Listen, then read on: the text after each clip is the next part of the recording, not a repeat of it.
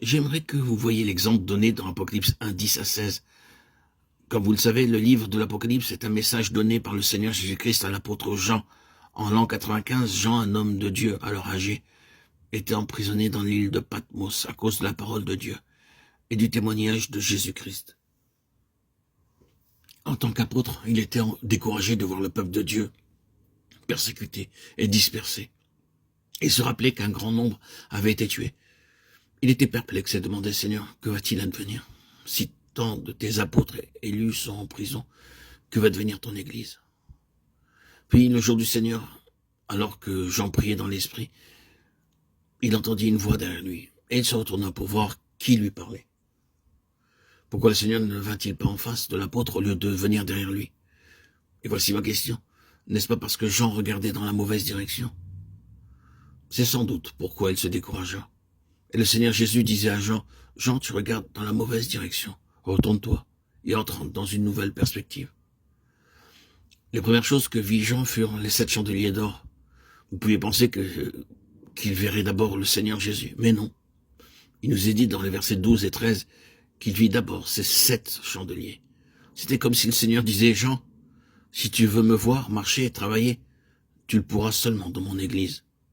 Tu ne me verras pas par des signes ou des miracles, mais tu me verras dans mon Église. » Le Seigneur ne bâtit pas des dénominations, il ne bâtit pas des sociétés, il ne bâtit pas un groupe ou une communauté. Il bâtit son Église. Les croyants doivent être avertis encore et encore des pratiques, des rites, des coutumes et des traditions dénominationnelles.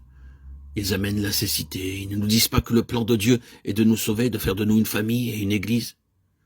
Le Seigneur veut que nous soyons une Église et non pas quelques croyants dispersés. Le jour du Seigneur, nous nous assemblons autour de la table du Seigneur et notre attention est fixée sur le Seigneur. Nous l'adorons, nous l'exaltons, et cependant parmi les dénominations, cette même table est la cause de contestations, de querelles et de luttes.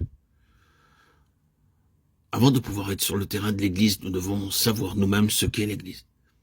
Il y a très peu de chrétiens qui prient pour leurs missionnaires, quelques individus peut-être, mais l'Église n'a pas de fardeau pour prier pour ceux qui sont envoyés loin d'eux. On donnera quelques sommes d'argent et on enverra des colis au moment de Noël, mais on ne trouvera pas le temps de prier pour eux. Et c'est pour cela que vous trouvez tant de missionnaires à l'étranger attaqués par le diable. Certains peuvent prier d'une manière générale, Seigneur, veille sur eux, protège-les, donne-leur une bonne santé et subviens à leurs besoins. Frères et sœurs en Christ, bien-aimés, chers amis, auditeurs, auditrices, nous devons nous tenir sur le terrain de l'Église pour être protégés des attaques de l'ennemi. La puissance spirituelle et la plénitude sont dans l'Église. Éphésiens 1, 22, 23. C'est l'Église qui montre la sagesse infiniment variée de Dieu aux principautés et aux puissances dans les lieux célestes. Éphésiens 3, 10. Le pouvoir de lier Satan est donné à l'Église. Matthieu 18, 19. En tant qu'Église, nous pouvons réprimander et lier Satan. Et c'est pourquoi nous avons besoin d'une Église priant derrière nous.